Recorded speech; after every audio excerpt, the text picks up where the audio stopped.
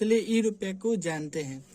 ई रुपया की शुरुआत प्रधानमंत्री ने 2 अगस्त 2021 को ई रुपया को लॉन्च किया था। प्रधानमंत्री ने 2 अगस्त 2021 को ई रुपये को इन्होंने लॉन्च किया।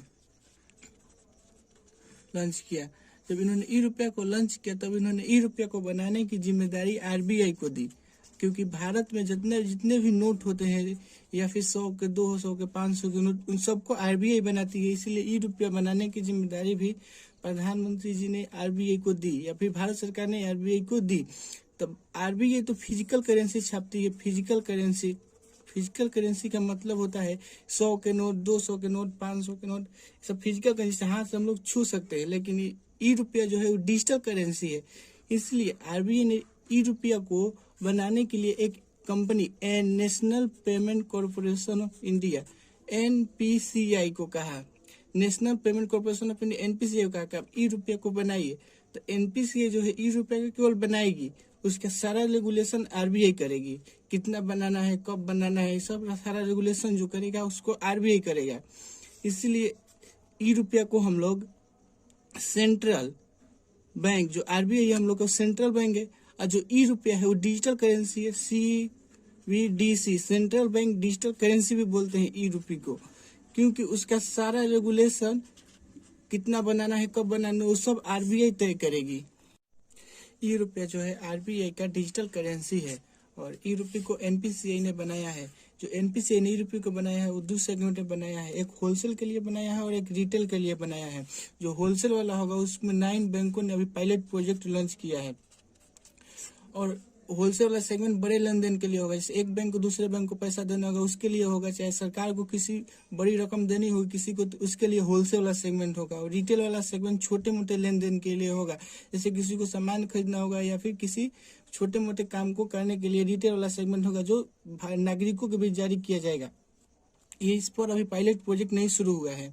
जो पायलट प्रोजेक्ट शुरू है केवल होलसेल वाले सेगमेंट पर शुरू हुआ है, जिसमें एक बैंक दूसरे बैंक को पैसा दे रही है। अभी रिटेल वाला सेगमेंट जल्द ही शुरू होगा, जिसमें 5 बैंक शामिल होंगे। देखते हैं सीबीडीसी का पूर्ण फॉर्म होता है सेंट्रल बैंक डिजिटल करेंसी, सब देख चुके हैं।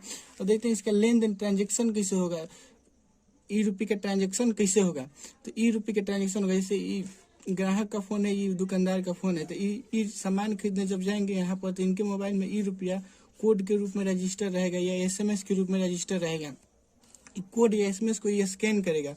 स्कैन करने के बाद इस पर एक ओटीपी आएगा।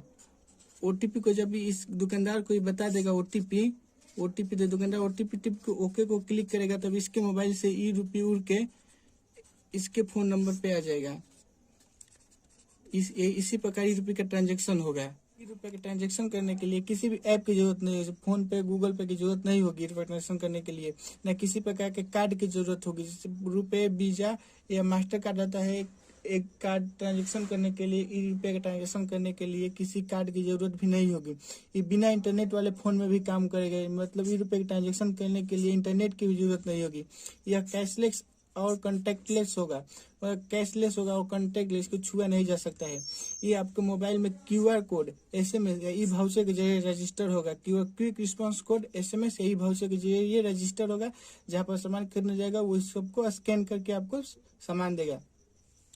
और गवर्नमेंट स्कीम, जैसे किसान के खाते में पैसा पहुंचाती थी पहले गवर्नमेंट, अब किसान के खाते में कुछ सामान खरीदने के लिए, जैसे उर्वरक खरीदने के लिए पैसा पहुंचाती थी, अब सरकार किसान के खाते में पैसा नहीं पहुंचाएगी। अब पैसा के बदले सरकार एक क्यूआर कोड ही उसको दे देगी। और क्यूआर कोड जब किसान दुकान पर जाएगा तो उसके बदले उसको उर्वरक खाद कुछ भी प्रकार की सामग्री मिल जाएगी, जिसके लिए वो क्यूआर कोड होगा। ये क्या भारत फर्स्ट देश है जिसने ई रुपया को लॉन्च किया? नहीं, भारत से पहले भी ई रुपया को लॉन्च किया जा चुका है। पहला देश बहामास था जिसने ई रुपया को लॉन्च किया था। इसका ई रुपया का नाम था $100। ई रुपया को विश्व के बहुत सारे देश डिजिटल करेंसी को लॉन्च करने के बारे में सोच रहे हैं। अभी यूएसए भी सोच रहा है डिजिटल करेंसी लॉन्च करने के लिए, चाइना भी सोच रहा है डिजिटल करेंसी लॉन्च करने के लिए। अब देखते हैं ई रुपया के हेर फेर में कोई भी गड़बड़ी होगी तो उसके लेन देन में, तो उसके लिए हेल्पलाइन नंबर जारी की गई है। इस नंबर पर आप फोन करके उससे संबंधित सूचनाओं को ले सकते हैं। तो ई रुपया जो होगा वो लीगल टेंडर मनी होगा। लीगल टेंडर मनी वो मनी होता है जिसको देश में कोई व्यक्ति लेने से इनकार नहीं कर सकता है। जिससे अभी हम लोगों का लीगल टेंडर मनी 100 रुपये, 200 रुपये, 500 का नोट है, इसको कोई लेने से इनकार नहीं कर सकता है। इसी तरह ई-रुपया भी जब आएगा तो लीगल टेंडर मनी होगा। क्या सरकार ई-रुपया पर इंटरेस्ट देगी? जिससे कि बैंक में पैसा रखने पर आपको 3% का इंटरेस्ट मिलता है करेंट सेविंग अकाउंट में, उसी तरह सरकार इंटरेस्ट देगी। तो आरबीआई ने कहा है कि इस पर कोई इंटरेस्ट नहीं मिलेगा आपको। ई-रुपया जिस पर आपको इंटरेस्ट 1% का नहीं मिलेगा, क्योंकि यह एक लीगल टेंडर मनी होगा। यह आपके फोन में रहेगा, इसलिए लेकिन आपको इंटरेस्ट इस पर 1% का भी नहीं मिलेगा। होलसेल सेगमेंट में आरबीआई ने जिन बैंकों को पायलट प्रोजेक्ट करने के लिए दिया था वो बैंक है central bank of India, bank of Baroda, Indian bank of India, HDFC, ICICI bank, Kotak Mahindra bank, yes bank, IDFC first bank, HSBC bank.